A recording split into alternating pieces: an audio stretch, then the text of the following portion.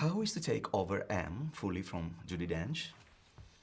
Well, it's a bit intimidating. She's one of the great actresses, and she put her mark on the role in an unforgettable way. So, but nothing lasts forever. So, I enjoyed playing M. I enjoyed working with Sam, and I trust Sam, trust his judgment and the way that he wrote the part, and I enjoyed working with Naomie. Really? That's the first time you've said that? No, I really loved our scenes together. What about Moneypenny? What about your part? I loved it. You know, I loved the development from Skyfall. I love the fact that, you know, Moneypenny is more mature and really has found her calling a lot more, I think, in Spectre. I think she's a lot happier behind the desk. How demanding was filming Spectre? For me, not very demanding at all. I mean, I didn't go to the far-flung places these guys went to. I didn't go off to Mexico or Austria or any of these places, and there were no stunts for me, really, so it wasn't very demanding at all for me. But not for you, Ralph. Well, I think they often look more demanding than they actually are. I mean, I think the person who has to keep the energy up is Daniel. I mean, I think the demands on him are huge because he's in, you know, 95% of the film and with incredibly physical. I think he sets the bar high for himself, the sort of physical commitment he gives. The fights, the training, running, you know, and as we know, he hurt himself in one of the fight scenes.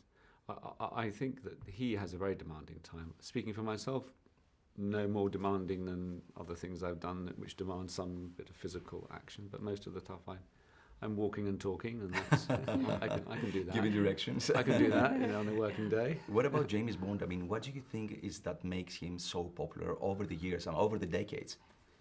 It's a great question. Somehow this hero has always, there's been some stylistic X factor that was nailed or, you know, discovered perhaps in the first Doctor No, and it's been sustained. It had its dips, it had its ups and downs, I think. But I think, you know, as long as the films in the end have a sense of humour about.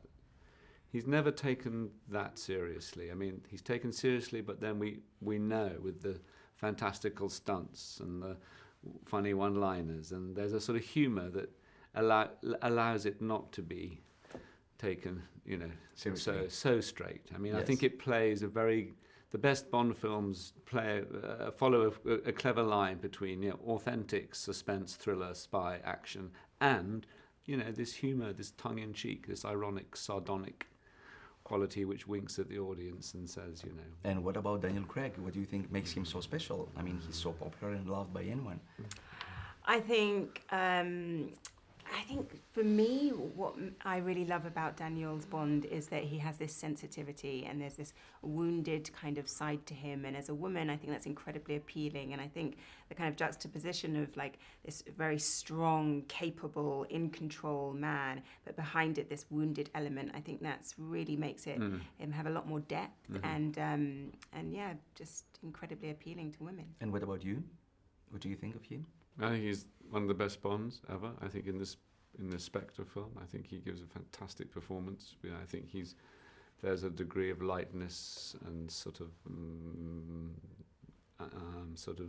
what's the word, panache, as well as this physical strength and danger. So I'm a huge fan of Daniel's Bond. Thank you so much. Thanks. Thank you.